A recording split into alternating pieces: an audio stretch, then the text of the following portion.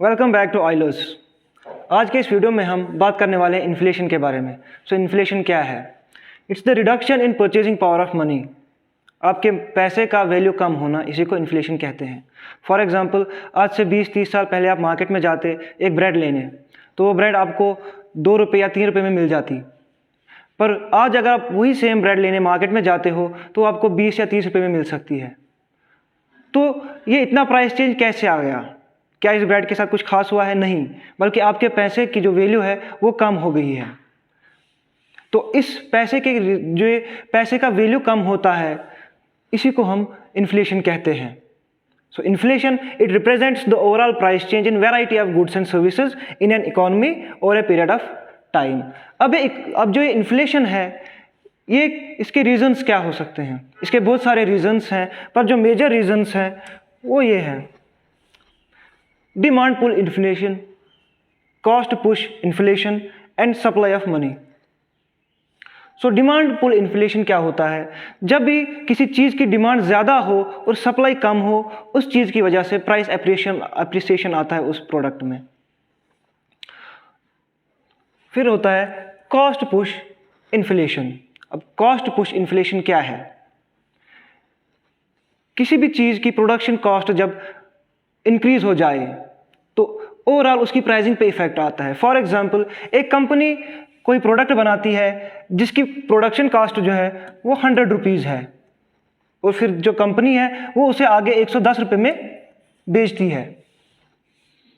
पर अगर यही प्रोडक्शन कॉस्ट 120 रुपये हो जाए, अब ना चाहते हुए भी ये जो कंपनी है इसको अपनी प्रोडक्ट की प्राइस बढ़ानी पड़ती है। अब 110 की जगह अब जब 120 रुपये प्रोडक्शन कॉस्ट आ रही है तो नई प्राइसिंग 130 हो सकती है। तो इसकी प्राइस में जो है इंक्रीमेंट आ गया। तो ये है कॉस्ट पुश इन्फ्लेशन। जब रॉ मटेरियल्स महंगे हो जाएं तो उस वजह से क्या होता है कि ओवरऑल प्राइस, जो प्रोडक्ट की प्राइस है, उस पर इफेक्ट आ जाता है। फॉर एग्जांपल, पेट्रोलियम या फ्यूल्स जब महंगे हो जाते हैं तो उसकी वजह से और रेंज ऑफ जो गुड्स होते हैं उनकी प्राइसिंग पे इफेक्ट आता है, क्योंकि मेजरली जो भी प्रोडक्शन जहाँ पे भी होती है फ्यूल्स यूज़ किए जाते हैं, ट्रांसपोर्टेशन का खर्चा बढ़ जाता है, इसकी वजह से जो है प्राइसिंग में इंक्रीमेंट आ जाता है। अब है सप्लाई ऑफ मनी। ये जो सप्लाई ऑफ मनी है ये बहुत सारी चीज़ों पे डिपेंड करता है।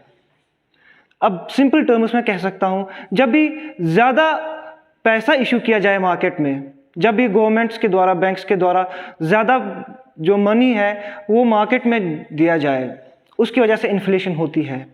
कैसे होती है? फॉर एग्जांपल, अब एक हाइपोथेटिकल इकॉनमी लेते हैं हम, जिसमें कि जो कि 100 रुपीज़ की इकॉनमी है। इसमें टोटल जो पैसा है वो 100 रुपीज़ है, और इस इकॉनमी में जो टोटल गुड्स एंड सर्विसेज हैं, हम गुड्स क्या लेते हैं कि 100 बनानाज हैं इसमें।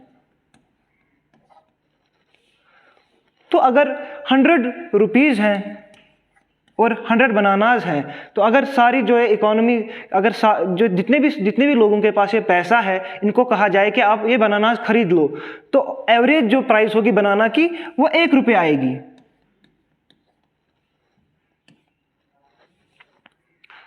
पर अगर अब हम इसी मार्केट में ज़्यादा पैसा दे दें, यानी इसमें हम एक्स्ट्रा 100 रुपये की करेंसी बढ़ाई जाए, तो अब ओवरऑल जो पैसा आएगा मार्केट में वो है 200 रुपये, बट बनाना जो है वो 100 ही है। तो अगर हम देखें तो अब बनाना की जो एवरेज प्राइसिंग होगी वो होगी 2 रुपये एक बनाना की प्राइस। तो इस वजह से कि अगर ज़्यादा पैसा इशू किया जाए मार्केट में, उस वजह से भी इन्फ्लेशन आ सकती है। I hope you like the video. For more interesting videos, subscribe to our channel. Thank you.